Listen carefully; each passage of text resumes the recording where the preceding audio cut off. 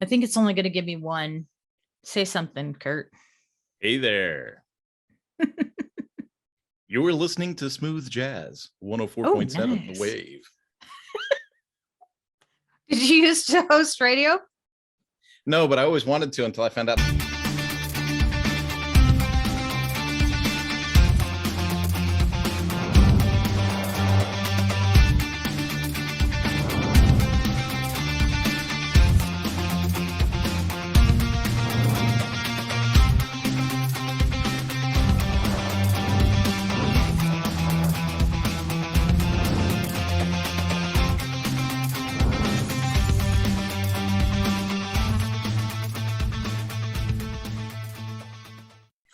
Hey, folks, welcome back to the Mañana No Mas podcast. Today, I am over the moon. I'm psyched, blown away because I get to pay it forward and pay it back, actually, to someone who entertained me on their podcast. Nancee Johnson has been with us, been with me for, few months now. We did that magic LinkedIn thing that I talk about all the time. We got together and we ended up really hooking up. It was a good time. I really enjoyed my time with her on the Digital Connections podcast. We'll have links to that at the bottom of this. But folks, this is her time to shine on the Mañana No Mas podcast. So if you would, welcome Nancee Johnson to the podcast. And if you would, Nancee, tell us a little bit about yourself and a little bit about Digital Connections and what your goals are.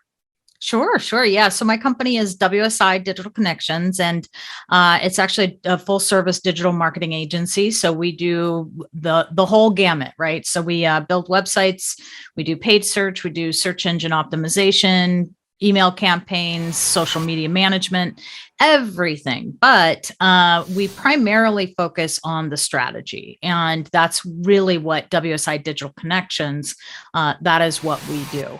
We'll come into a company and we'll help evaluate it from the ground up. And we'll say, all right, who are your clients? Who's your competition? We'll do a full analysis. And we really get a full spectrum so that we can help them understand what they need to be doing from a marketing perspective. And that way they're not doing these one-off projects where, they're not seeing a big return on what's going on for them. So yeah, that's what we do. People that follow the Mañana No Mas podcast, they're used to me going off on tangents. They're used to me being distracted. Nancee, you and I could be distracted on this for 2-3 days. Just last night I was listening to Tim Pool. Tim Pool's a kind of a more of a conservative, but he's actually a liberal commentary guy, right? And so he's got all these people on, and they were supposed to be talking about the trial last night, and then they end that there's no verdict, so they start, spitballing. Next thing you know, they're talking about subscription sites, and they're talking about locals and Patreon and all of these things. And then Tim Pool says, hey, for a couple $100, why don't you just get WordPress and a membership plugin and have at it? You don't have to pay anybody 20% of your business forever and ever, And my kids in the car, my daughter especially, she's 17. She's like, Dad, I'm starting to think you're a really smart guy, because the guy on that Tim Pool was talking to was like, I never heard of that. I don't even know what you're talking about. And my mind exploded. And I was thinking about our podcast today, and I was like, she's going to bring some heat about all this digital marketing stuff. And we're going to go down some rabbit trails. And then what's that going to look like? Like, how do we bring that together for the listeners at the end? But when you say focused on strategy, I'm really interested in that. So a customer comes to you. How do you attract customers? And then kind of how do you filter them and meet their needs and make sure that they're the right customer for you?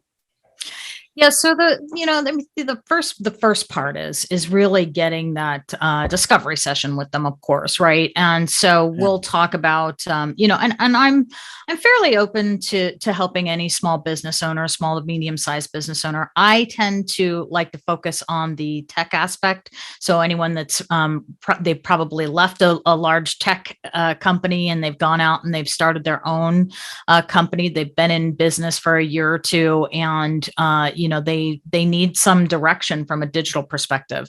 They get out there, they start doing traditional marketing. They may even have an in-house marketing department, right? They may even have a CMO, but they don't have the digital elements, which is what we find a lot with companies, right? So those are typically the clients that I focus on. But when we get to that digital it kind of is a digital strategy session, right? Because we start talking about, what are they, where do they want to go? What are their goals? Because that is going to make a huge difference in what we're recommending, right? Well, and that's why we talk about what is their competition doing that's successful right now? Who are their target clients? Because this is the other aspect of this, right? A lot of people think that they know who their clients are. They really don't. They really don't know why their clients are coming to their website. They don't understand, what they should be doing out there to actually attract those people.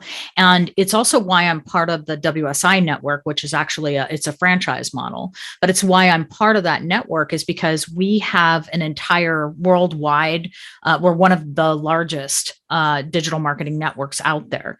And what that does is it allows me, no matter what the situation is, I've got somebody in my network that's solved that problem before, more than likely. And if they haven't solved that exact problem, they've solved something that's similar, right? So we're able to actually help direct each other from that perspective. However, when a client comes in, they've got things going on with their business. So for example, if you've got let's say you've got you're selling a product online. And you years ago, you started your Wix, or maybe a year ago, whatever, you started your Wix site, and you thought, this is great because you've got the out of the box stuff, it's really easy. It's cheap. Yeah. It's, it gets you going. And what you don't realize is that you can't really grow from that perspective, right? As you grow, your site is probably not going to grow with you, but that's not something that most people would know. And it's why if you'd had a strategy to begin with, you probably wouldn't have picked that route, right? And that is why we actually sit down and evaluate all of those things with people to decide, is this really where you're going to see the biggest bang for your buck? Is this really where your marketing dollars are going to pay off, Yeah. I think about some of the customers I've dealt with most recently. And, to be more clear, I think you already know, I primarily work in like the membership and learning space and primarily in WordPress. Mm-hmm. And so digital marketing is a part of the conversation, but I'm not really focused on the marketing and the SEO side. I like the tech side and building the curriculums and stuff like that. And a lot of the customers have these preconceived notions about, well, like Field of Dreams, right? Build it and they will come. They just assume they're going to launch this website and they're going to have more traffic than they can shake a stick at. I mean, thank goodness, right. Thank goodness Kurt's going to get this website done soon because, I'm a little shy on being a millionaire this year, right? And it's like, you realize you're going to have to put work into this, right? You realize you're going to have to drive this. There's going to have to be some kind of an engine behind this that makes this work, mm-hmm. And then they go, well, I'm going to buy some Facebook ads, or, I'm launching a blog. I heard that blogging, drives traffic, and I'm going to have, what am I going to do? Is my server going to be big enough to deal with all the traffic coming to this thing? And I'm like, I don't think you have a realistic expectation of what the current market is out there and how to drive traffic. Mm-hmm. And so how do you deal with people that come in with those notions? You're doing the strategy session and they go, oh yeah, we've got a, $3,000 budget for some Facebook ads. I mean, at that point you're like, uh-oh, wrong client. Well, and I think that's, one of the problems that I see within our industry is this desire to take on any client, right? Or to take on people and let them think what they want to think. That for me is a real issue, right? So I'm very honest with the people that come in for a discovery session with me. And we have those blunt conversations of, to be honest with, I was just talking to a guy 2 days ago, I was talking to a guy. He's like, well, I'm with this company and oh my gosh, they've charged me $500 to build this website for me. Kurt's going to pass out, I think. No, I used to be that guy, so it's okay.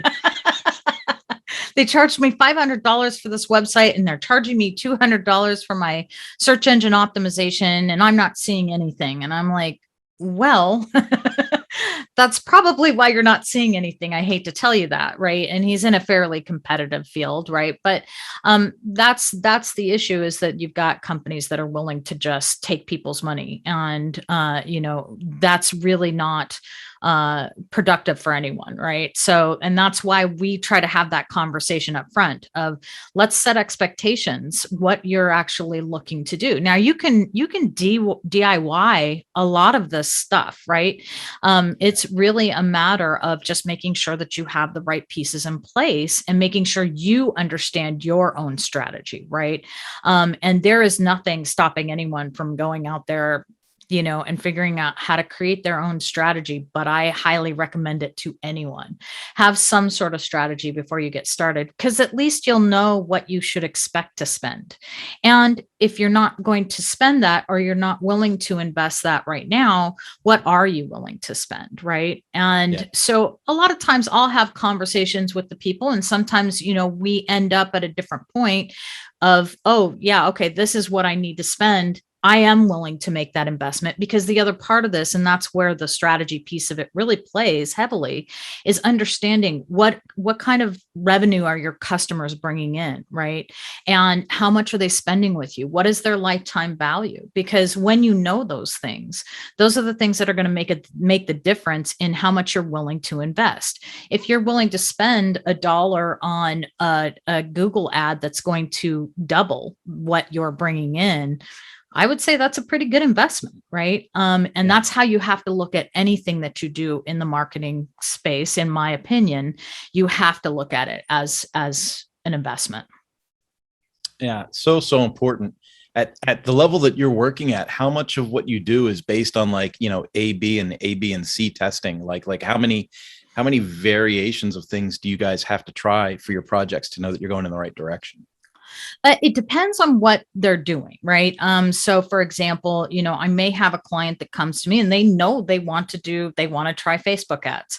And I'm going to suggest to them, we can do Facebook ads for you. That's fine. But I will suggest, you need to test this, because otherwise you're wasting your money.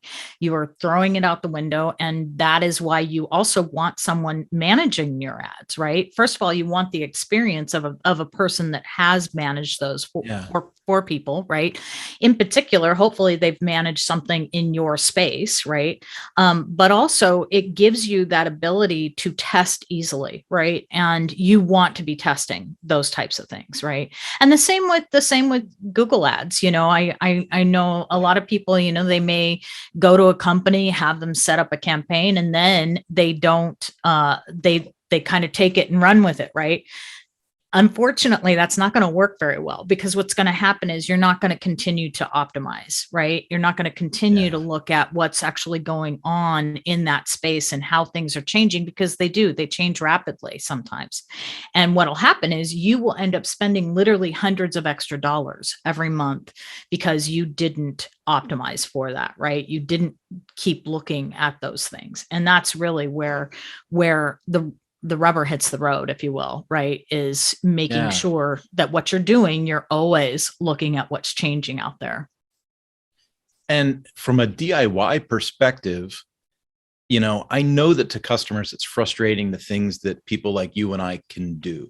I know that they think it's some kind of like magic, and then they see that we do it and then they go, oh, well, that's easy.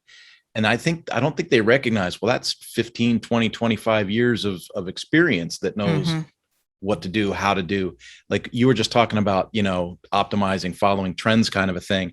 And it's like, I just go to Answer the Public and say, well, what are most people searching for on this topic right now? And then you could look at that same search query a week later, 2 weeks later, a month later, and, Answer the Public gives you that kind of that graphic of all the questions, and it'll be a different view. It'll be a different picture. And that's because things are constantly changing and morphing. I think of that John Maxwell book, about leadership, and how he used to be able to have a 5-year plan, and now you need to have a 6-month plan, right? Like everything happens and transitions so quickly. And so to have somebody that has your back in the digital marketing space is a huge advantage. And I don't think a lot of small to medium companies really recognize the importance of it. Yeah. Yeah, it's true. And a lot of them will get caught up and spend way too much money because of that, because they don't realize that they need that strategy. So It's I'll be honest with you, the spending side of it sometimes really really does blow my mind. mm, I'll be talking to some clients and I'll say, well, I've got this service, that service, I can help you with this, help you with that, and they're like, well, we just don't have that kind of budget right now, we're already, and then they'll blurt it out, we're already spending $242,000, last year, our annual spend on A, B, and C. And I'll yeah, be like, holy crap, you spent how much on what? And it's like, sometimes, like, how do those people sleep at night that sell that stuff? I think to myself, right? Like how in the world do you sleep at night doing that? I know people that are building learning sites for hundreds of thousands of dollars for companies. And I'm going, I could have built that for 10 grand. Like, I could have built something that looks better, functions better, has more automations, and works for less than 10 grand. So if I were to retail that service to somebody, even if I sold it for 25 or 30 grand and put up labor and a team behind it, it's still cheaper than hundreds of thousands of dollars. hmm And so how do you react to, because you had talked about like pre-existing companies that have been in business for a year or two and stuff. So sometimes you're walking into a mess. Sometimes you're yeah. walking in, you're doing that needs assessment, and you're like, oh boy, you guys are a little scattered here. How Yeah. do you address that? Well, I think, it comes down to analytics and it comes down to ROI. And, a lot of these companies are sort of giving the free rein, if you will, to these companies, and they don't ask for the ROI. I don't think they realize that they can have the ROI, right?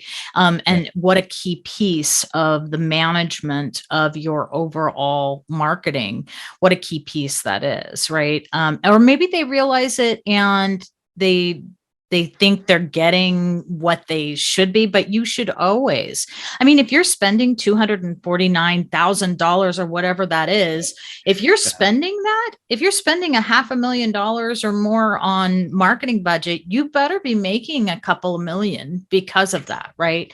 Oh yeah. And you Yeah. better be able to correlate it back and understand what is working and what isn't working. And I think that's the other problem, right? Is that they've probably got a lot of people in there that are sort of doctoring whatever it is that they're presenting to say, well, it may not have met expectations this month, but we'll do better next month or whatever it might be, right? And so it's they're not getting the full story. I think in a lot of cases, right? And that's what you want. You want to be able to tie back what it is that you're doing and make it. If it's not working, stop doing it. Yeah. The interesting thing when I talk about marketing with people is that, Mhm. in my mind, there's a definite barrier between marketing and sales. Mm, However, so like, I'll talk to a marketing professional, and the analytics, to your point, they'll say, we're really kicking butt with this campaign. It's super, super cool. We've got so many hundreds of thousands of impressions. We've got so many mm, hundreds of thousands of views, so many hundreds of thousands of, and I'm like, okay, how many likes, shares, or conversions do we have out of that campaign? yeah, Right. yeah, And then you're like, well, wait a minute, conversions conversions is a different word, right? That's an evil word that deals with sales, not necessarily marketing. yeah. And so you think of marketing as like an awareness campaign or something like that. But Mm, then when you talk to, gosh, I just had a corporate position for the last few years. A lot of people are familiar with who I work for. I'm sure that their marketing department isn't all about awareness, right? They're like, what's our conversion rate and how are we going to get our distributors to buy more of our product? Right. So they're definitely concerned more about the sales side of the marketing equation than the awareness side of the marketing equation. hmm hmm Um, do you have any take on that? What are your thoughts when you're dealing with a new client, new customer, new brand, when they're worried about conversions and generating revenue, hmm but you do your job. You look at the SEO and the search and you go, they're not building awareness yet. They're not building traffic yet. So how do you address that with your client? Yeah, and I think it's interesting, that border between sales and marketing, right? Because I think what it comes down to is that in a lot of companies, you will see this where the communication between the two is seriously lacking. And they do believe that they are separate departments. They aren't. The fact is that one is reliant on the other, and it needs to be a consistent flow, right? Between the two.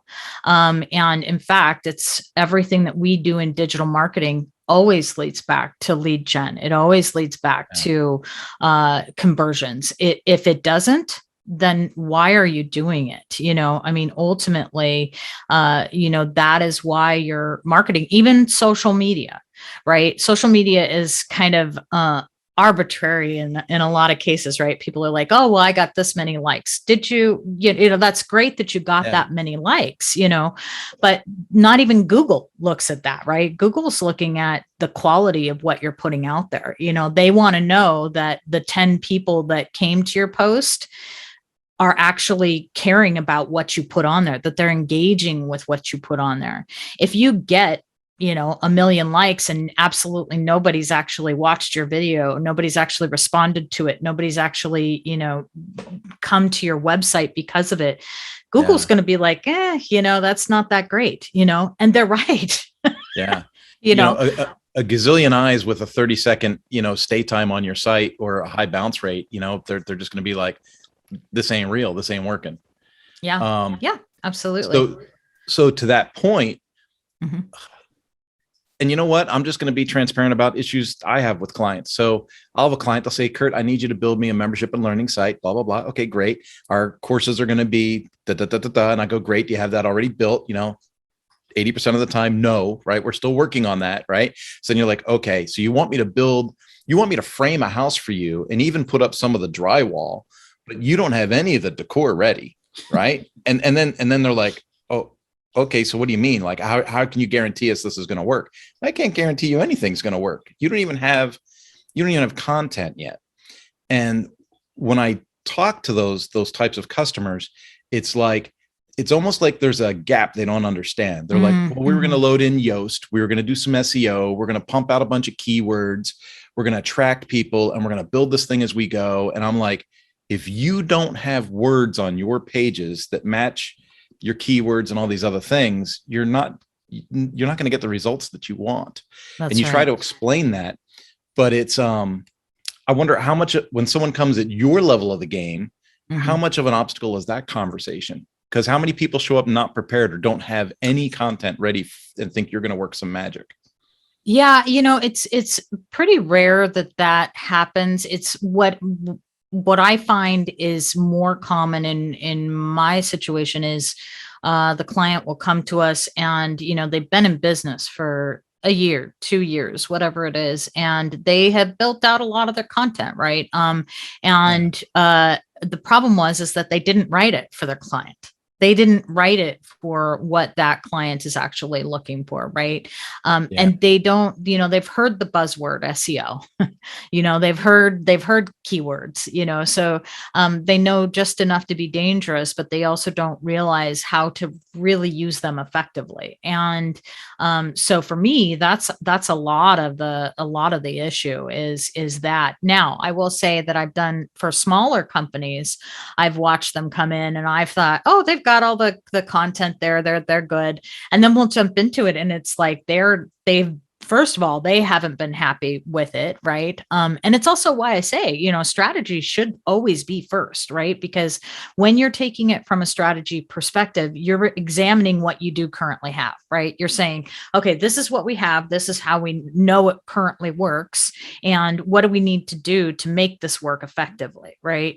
And so that's the other piece of it is that it goes right back to strategy, right? You gotta be asking the questions as you're coming in. And I'm like, I've gotten into a situation where I've been like, oh my goodness, we're 4 weeks into this project. How did I not realize that you wanted to redo everything? Holy cow, Yeah. So I try very hard to avoid that now. We have a lot of those conversations up front, even if I'm doing a one-off project. And that's usually when that's occurred, is when it's a one-off project and we haven't had the strategic conversations, right? So So you're leading me down another path talking about these strategic conversations. Mm. And I'm just going to give you the opportunity to answer it. And if you choose not to answer it, you can say, Kirk, can we skip? But I do discovery calls, meetings. I'm sure most capable web people get into the strategy call, right? Because it's like, yeah, I can build you a website. Mm-hmm. But like we've just been discussing, it's not a magic thing. Like Mm-hmm. the customer has to come with some assets. There has to be Yeah. something that you're going to plug into this thing. Mm-hmm. And as you do these strategy calls or these Mm-hmm. Zoom sessions or screen shares or whatever your methodology is, for me, I start to recognize like, holy crud, I just ended up giving this customer, basically pro bono business consulting Yes. Mm-hmm. for Mm-hmm. 3 months. I'm like, you don't realize when you first start having the conversations, but they'll say, oh, well, we're going to sell such and such in a e-commerce store. And you go, okay, great. Right. So where are you having these things made? Where are they being shipped from? How are we going to calculate tax and shipping in your e-commerce shopping cart? How are we going to this, and you start asking the questions because you need to know for the strategy of what you're building for them. Yeah. But as you're asking the questions, they're going, that's a really good question. I never thought about that. What would you do? And you're going, what do you mean? What would I do? This is your business, bro. And then you just like, okay, well, if it was my business, I would be doing this, this, this, and this. And I would be looking at this supply chain because this one's backlogged and I would be doing this and I would be doing that. Yeah. And then 3 months goes by and you're like, I just gave that dude $500,000 of free consulting and I made $12,000 making a website.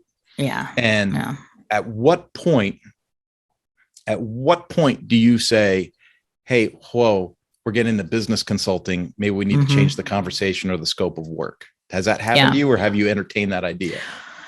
Well, when I first started, I was the absolute worst at basically giving away the farm, because I am a solutioner by nature, right? And I love solving people's problems, right? And so it's why I do what I do.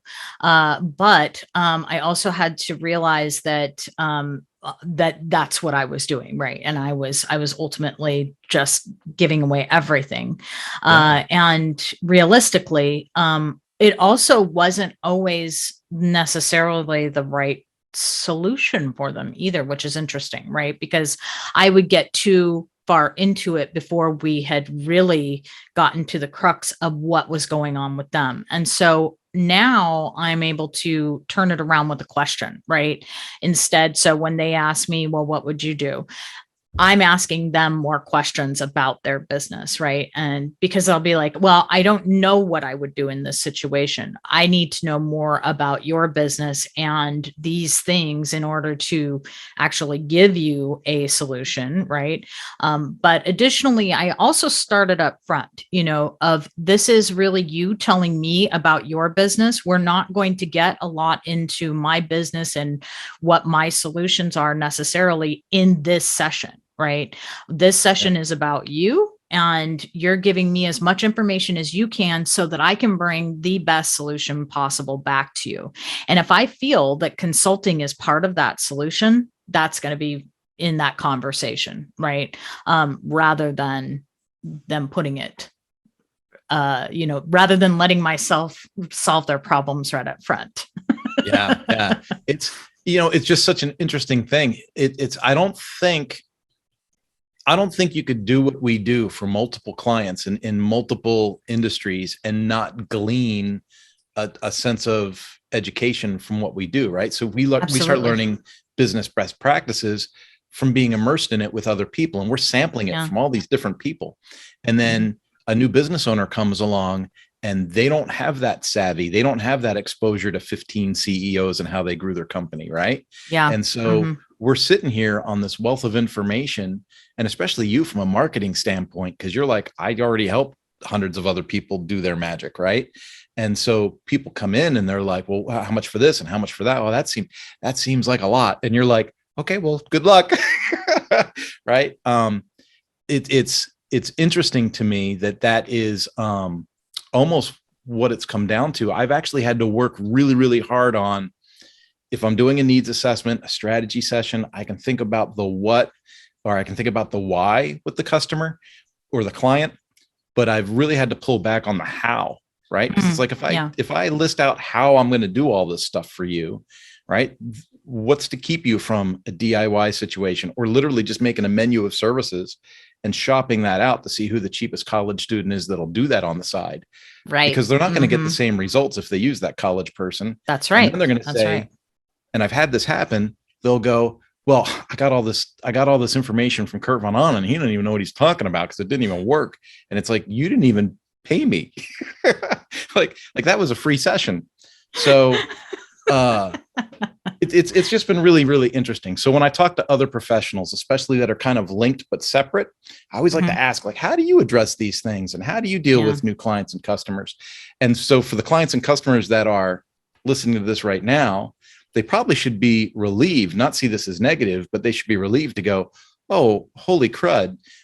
Talking to people like Kurt and Nancee that have experience in the industry, I could lean on them for consulting, or I could lean on them for more information, or I could, but I shouldn't expect it for free, or I shouldn't expect, you know what I mean?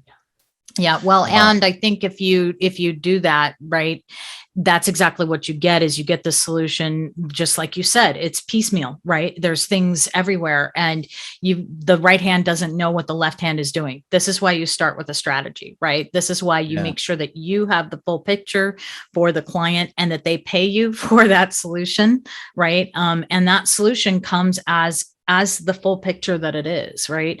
And I like to say, you can, when I have a digital marketing blueprint, right? I say, you know what, that blueprint, that is yours to keep, right? So you actually know what prices you should be expecting, what cost you should be expecting. If somebody's telling you that they can get this for you for less, if they're guaranteeing that they can get you this many leads, if they're doing these things, they're probably not the people that you want to be talking to. Maybe you don't want to use my services. Maybe they do seem higher end to you, but if you're going to get something that's worth your time, make sure you have these aspects, right? And that's why I say strategy first, right? Is because that's what you need to have in order to be successful.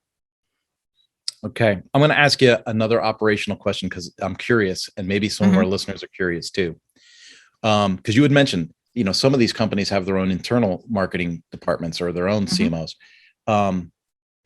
When you are working with clients, do you find yourself in a position of they have an internal marketing department, so now you become kind of like the contracted marketing project manager, and you work with their team to say, okay, well, we're going to do X, Y, and Z by certain dates, and we're going to buy this many by these dates, and then you have the Gantt chart, and you just kind of organize it? Or do you kind of take it away from that corporation and say, look, me and my team are going to have to run this and get this founded, and then we can transition it back to you guys? Like, how do you do that?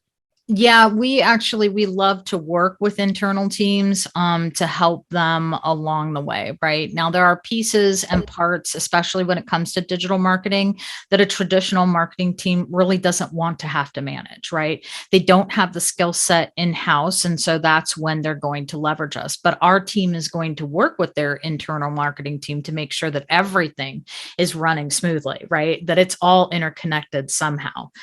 So yeah, we probably would never come into a company and just fully run with something without that connection. And I really look at it more as a fractional CMO, kind of from a fractional CMO perspective, right? What you're getting when you hire my agency is you're getting that knowledge that is going to tie into everything that you're doing. And hopefully that's the return that I'm giving a company. Not hopefully, it is the return that I give a company. So all of a sudden she's can you cut out that word hopefully? So and then I'm thinking in my own like work, because I've done training sites where I've actually used the marketing and subject matter expert material and stuff from the company. So I'm working with their team, but I'm still managing and building that site and some of the curriculum. There sooner or later, the internal team is going to say, well, we want something cool over something that's effective. Right. And so, especially with social media, my goodness, corporate people throw that word viral around like they're M&Ms, and this stuff's harder to do than people think. So like what we really need to do is produce a series of viral videos. We want to do something that is spontaneous and unique, but we need to script it out and make sure legal reviews it first. And I'm like, oh my God, you guys don't have a clue what you're doing. How do you, so the CEO hires you, you come in, you're working with the CMO, you're doing this kind of fractional job. And then you run into these situations where someone goes, we want to do something really cool. And you're like, yeah, but we need to focus on effective. It must be a hard conversation. It can be. Yeah. And actually I've lost clients because they want to do something just like that. And, they want to use Madonna's name, or, they want to, they want to stalk whoever, right? And like put them into, tag them in their videos so that they'll get more views. And I'm like, well, you can do that, but I can't help you with it. I don't know how to tell you this, but you're probably barking up the wrong tree. And really, I think when people engage me and my company, they know that that's what they're getting, right? Because I make it very evident to begin with. We're going to do things from an authentic point of view, right? We're not in this to be the scammy marketers, right? We're not in this to bring something that isn't your authentic voice. The point of marketing is to actually get out what you really do.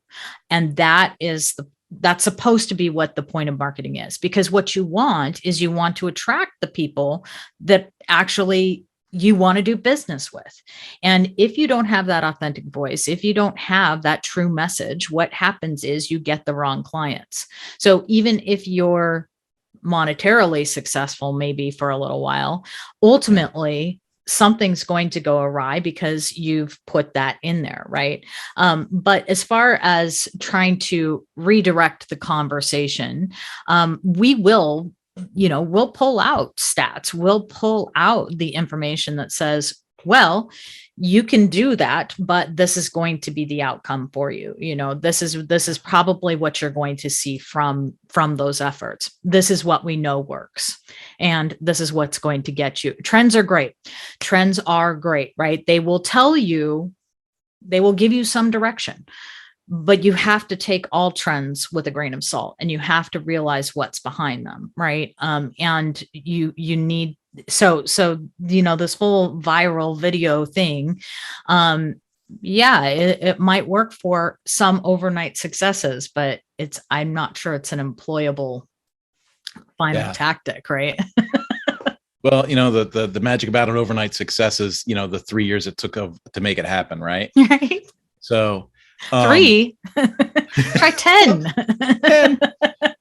So I'm at the risk of just seeing, overly vulnerable and transparent. A lot of what you said right there is some of the main reason that I stayed connected to you, Nancee, and some of the reason that I felt so much like I got to get Nancee on my podcast after I'd been on yours. And it's the authenticity. It is the being upfront. It is, you know what you got. Like, I feel like when I speak with you, there's no sugarcoating, but you're not insulting either, right? And I think, quite honestly, that's kind of a gift I have. I have the ability to tell somebody almost anything I want without them shooting me, right?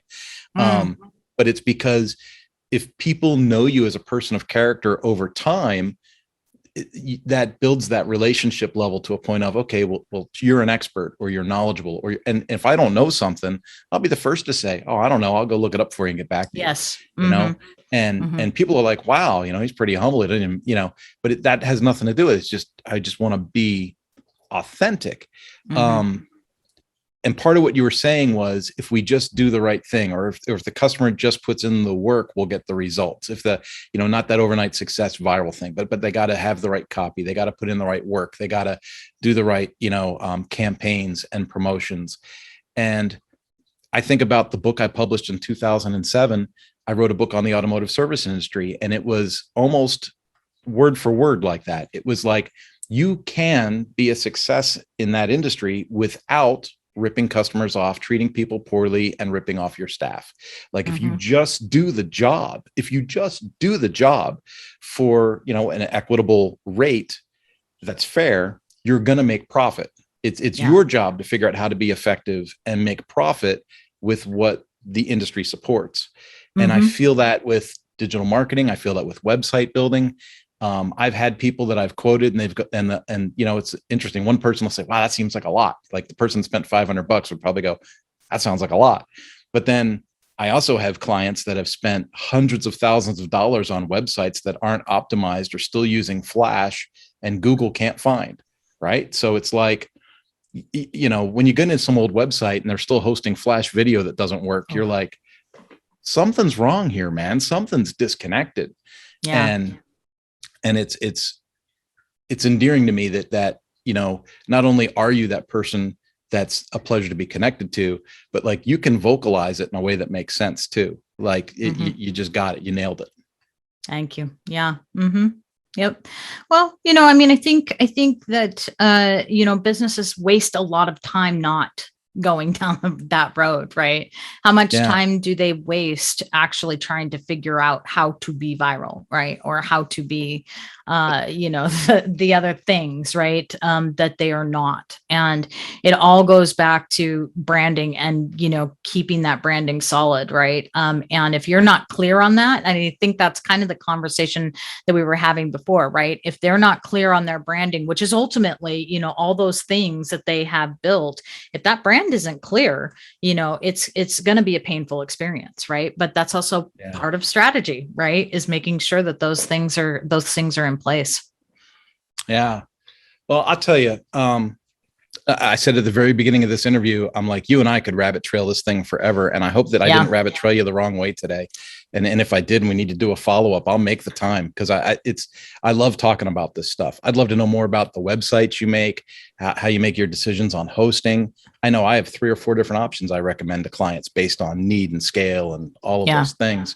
And we could probably go down those rabbit trails for a whole other session. But for today, what do you want people to come away from today's interview with Nancee? Like, what's the best way to reach you? How do you prefer to be contacted?